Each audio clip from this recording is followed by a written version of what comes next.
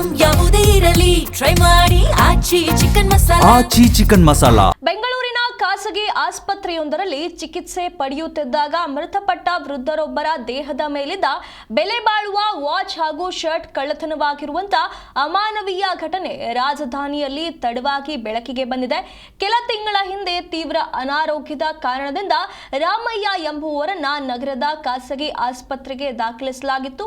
ಆದರೆ ಚಿಕಿತ್ಸೆ ಫಲಿಸದೆ ರಾಮಯ್ಯ ಆಸ್ಪತ್ರೆಯಲ್ಲಿ ಕೊನೆಯುಸಿರೆಳೆದಿದ್ರು. ದುರಾದೃಷ್ಟವಶಾತ್ ಆಸ್ಪತ್ರೆಯಲ್ಲಿ ಅವರಿಗೆ ಚಿಕಿತ್ಸೆ ನೀಡುವ ಸಮಯದಲ್ಲಿ ಅವರ ದೇಹದ ಮೇಲಿದ್ದ ಸುಮಾರು 2 ಲಕ್ಷ ರೂಪಾಯಿ ಮೌಲ್ಯದ ವಾಚ್ ಹಾಗೂ ಶರ್ಟ್ ಅನ್ನ ಕಳ್ಳತನ ಮಾಡಲಾಗಿದೆ. ಅದು ಕೇವಲ ಬೆಲೆ ಬಾಳುವ ವಾಚ್ ಆಗಿರಲಿಲ್ಲ, ನನ್ನ ತಂದೆಯ ಕೊನೆಯ ನೆನಪಾಗಿತ್ತು ಎಂದು ಮೃತ ರಾಮಯ್ಯ ಅವರ ಮಗಳು ತೀವ್ರ ಭಾವುಕರಾಗಿ ನೋವು ತೋಡಿಕೊಂಡಿದ್ದಾರೆ. ಈ ಕಳ್ಳತನದ ಕುರಿತು ರಾಮಯ್ಯ ಅವರ ಮಗಳು ಗೋವಿಂದರಾಜನಗರ ಪೊಲೀಸ್ ಠಾಣೆಗೆ ದೂರು ನೀಡಿದ್ರು. ಆದರೆ ದೂರು ಪಡೆದ ಆರಂಭದಲ್ಲಿ ಎಫ್ಐಆರ್ ದಾಖಲಿಸಲು ಪೊಲೀಸರು ವಿಳಂಬ ಧೋರಣೆ ಅನುಸರಿಸಿದ್ದಾರೆ ಎನ್ನಲಾಗಿದೆ. ಇತ್ತ ಆಸ್ಪತ್ರೆ ಸಿಬ್ಬಂದಿಯನ್ನ ವಿಚಾರಿಸಿದ್ರೆ ಸಿಸಿಟಿವಿ ದೃಶ್ಯಾವಳಿಗಳು ಡಿಲೀಟ್ ಆಗಿವೆ ಎಂದು ನೆಪ ಹೇಳಿ ಜಾರಿಕೊಳ್ತಿದ್ದಾರೆ ಎಂದು ಸಂತ್ರಸ್ತೆ ಆರೋಪಿಸಿದ್ದಾರೆ. ಸದ್ಯ ತೀವ್ರ ಆಕ್ರೋಶದ ಬಳಿಕ ಕೇವಲ 4 ದಿನಗಳ ಹಿಂದೆಯಷ್ಟೇ ಗೋವಿಂದರಾಜನಗರ ಪೊಲೀಸ್ ಈಗ ಎಫ್ಐಆರ್ ದಾಖಲಿಸಿಕೊಂಡಿದ್ದು ಘಟನೆಗೆ ಸಂಬಂಧಿಸಿದಂತೆ ತನಿಖೆಯನ್ನ ಚುರುಕುಗೊಳಿಸಿದ್ದಾರೆ.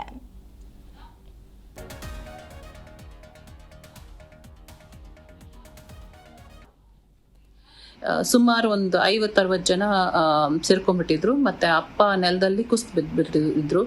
ಡಾಕ್ಟರ್ ಸೊಂಟದ ಮೇಲೆ ಕೈ ಇಟ್ಕೊಂಡು ನಿಂತ್ಕೊಂಡು ನೋಡ್ತಾ ಇದ್ರು. ಅಲ್ಲಿ ಪಬ್ಲಿಕ್ ಅವ್ರನ್ನ ಹೇಳ್ಬಿಟ್ಟು ಫಸ್ಟ್ ಏನ್ ಮಾಡಕ್ ಸ್ಟಾರ್ಟ್ ಮಾಡಿದ್ರು. ನಾನು ಸ್ವಲ್ಪ ಪ್ಯಾನಿಕ್ ಆಗಿಬಿಟ್ಟು ಅಪ್ಪ ಅಂತ ಜೋರಾಗಿ ಕಿಚ್ಬಿಟ್ಟು ಅಲ್ಲೇ ನಿಂತ್ಕೊಂಡೆ. ಇದು ಅಷ್ಟರೊಳಗೆ ನನ್ನ ತಮ್ಮನೂ ಅಲ್ಲಿಂದ ಬಂದ. ನನ್ನ ತಮ್ಮ ನಾಗರಬಾವಿನಲ್ಲಿ ಇರೋದು. ಅವನು ಆಫೀಸ್ಗೆ ಹೋಗ್ಬಿಟ್ಟು ಅವನು ಬಂದ, ನಾನು ಬಂದೆ. ಅವನು ಹೇಳ್ದ ಡಾಕ್ಟರ್ಗೆ ಎಷ್ಟು ಕೇಳ್ಕೊಂಡ್ರು ಫಸ್ಟ್ ಏಡು ಮತ್ತೆ ಏನದು ಆಂಬ್ಯುಲೆನ್ಸ್ನ ಕರೆಸು ಅಂತ ಹೇಳಿದ್ರು ಕರೆಸಲಿಲ್ಲ ಅಂದ್ಬಿಟ್ಟು ಕೊನೆಗೆ ಜನಗಳು ಜಾಸ್ತಿ ಆಗಿರೋದಕ್ಕೆ ಪಬ್ಲಿಕ್ ರಿಕ್ವೆಸ್ಟ್ ಮಾಡಿಕೊಂಡು ನಾವು ಅಪ್ಪನ್ನ ಅವನ ಕಾರಲ್ಲೇ ನೆನೆ ಕೂಡಿಸ್ಕೊಂಡು ಹೋದ್ವಿ. ಅಪ್ಪನ ನನ್ನ ತೊಡೆ ಮೇಲೆ ಇಟ್ಟರು. ಅವ್ನು ಡ್ರೈವ್ ಮಾಡ್ತಿದ್ದ, ಅಮ್ಮ ಮುಂದೆ ಸೀಟಲ್ಲಿ ಕೂತಿದ್ರು. ಅಪ್ಪನ ನಾನು ತೊಡೆ ಮೇಲೆ ಹಾಕಿದಾಗ ನನಗೆ ಚೆನ್ನಾಗಿ ನೆನಪಿದೆ, ಅವರು ಒಂದು ಸ್ವೆಟರು ಮತ್ತೆ ಒಂದು ವಾಚ್ ಹಾಕಿದ್ರು. ಸರಿ, ಇಲ್ಲಿಂದ ನನ್ನ ತಮ್ಮ ಡ್ರೈವ್ ಮಾಡ್ಕೊಂಡೇನೆ ಫೋರ್ಟಿಸ್ ನಾಗರಬಾವಿ ಕರ್ಕೊಂಡು ಹೋದ. ಅಲ್ಲಿ ಇದು ಮಾತಾಡ್ತಾ ಈ ತರ ನಾನು ಕರ್ಕೊಂಡ್ ಬರ್ತಿದ್ದೀನಿ, ದಯವಿಟ್ಟು ನೀವು ಅರೇಂಜ್ ಮಾಡಿ ಸರ್ ಅಂತ ತುಂಬಾ ರಿಕ್ವೆಸ್ಟ್ ಮಾಡ್ಕೊಂಡ. ಪಾಪ ಹಂಗೆ ಹೋದ್ವಿ. ಅಲ್ಲಿ ಹೋದ ತಕ್ಷಣನೇ ಅಪ್ಪ ಬಾರ ಆಗ್ತಿದ್ರು. ನಾನು ಸೀಟಿಂದ ಕೆಳಗೆ ಇಳಿದ್ಬಿಟ್ಟು ಅಪ್ಪನ ಕೈ ಮೇಲೆ ಮಲಗಿಸ್ಕೊಂಡು ಎದೋಳು ಅಂತ ತುಂಬಾ ಎಬ್ಬರ್ಸಕ್ ಟ್ರೈ ಮಾಡ್ತಿದ್ದೆ. ಇಬ್ರು ಸೆಕ್ಯೂರಿಟಿ ಸಪೋರ್ಟ್ ಸ್ಟಾಫ್ ಸೀಟ್ ಮೇಲೆ ಜಂಪ್ ಮಾಡಿ ಅಪ್ಪನ್ನ ಹೇಳಿದ್ಬಿಟ್ಟು ಎಮರ್ಜೆನ್ಸಿ ವಾರ್ಡ್ ಕರ್ಕೊಂಡು ಹೋದ್ರು. ಎಮರ್ಜೆನ್ಸಿ ವಾರ್ಡ್ ಕರ್ಕೊಂಡು ಹೋದ್ಮೇಲೆ ಅಲ್ಲಿ ನ್ಯಾಚುರಲ್ ಪ್ರಾಸೆಸ್ ಫಸ್ಟ್ ಏಡ್ ಕೊಡಕ್ಕೆ ಟ್ರೈ ಮಾಡೋದಕ್ಕೆ ಎಲ್ಲ ಅಪ್ಪಂದು ಬಿಲಾಂಗಿಂಗ್ಸ್ ಎಲ್ಲ ತೆಗೆದ್ಬಿಟ್ಟು ಎಲ್ಲ ಮಾಡಿದ್ದಾರೆ. ಇದಾದ್ಮೇಲೆ ಜಾನ್ವರಿ 15ನೇ ತಾರೀಕು ಅಪ್ಪ ತೀರೋಗಿದ್ದು. ಜಾನ್ವರಿ 22ನೇ ತಾರೀಕಿಗೆ ನಾನು ಹೋಗ್ಬಿಟ್ಟು ಅಷ್ಟರೊಳಗೆ ನಮ್ಗೆ ಗೊತ್ತಾಗ್ಬಿಡ್ತು ಈ ತರ ವಾಚು ಮತ್ತೆ ಸ್ವೆಟರ್ ಎರಡೂ ಇಲ್ಲ ಅಂತ.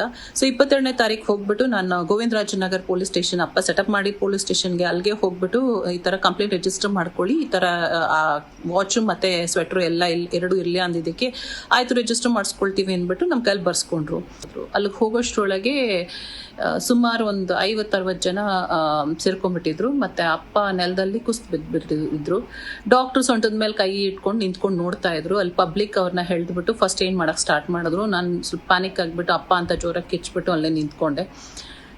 ಇದು ಅಷ್ಟರೊಳಗೆ ನನ್ನ ತಮ್ಮನೂ ಅಲ್ಲಿಂದ ಬಂದ. ನನ್ನ ತಮ್ಮ ನಾಗರಬಾವಿನಲ್ಲಿ ಇರೋದು. ಅವನು ಆಫೀಸ್ಗೆ ಹೋಗ್ಬಿಟ್ಟು ಅವನು ಬಂದ, ನಾನು ಬಂದೆ. ಅವನು ಹೇಳ್ದ ಡಾಕ್ಟರ್ಗೆ ಎಷ್ಟು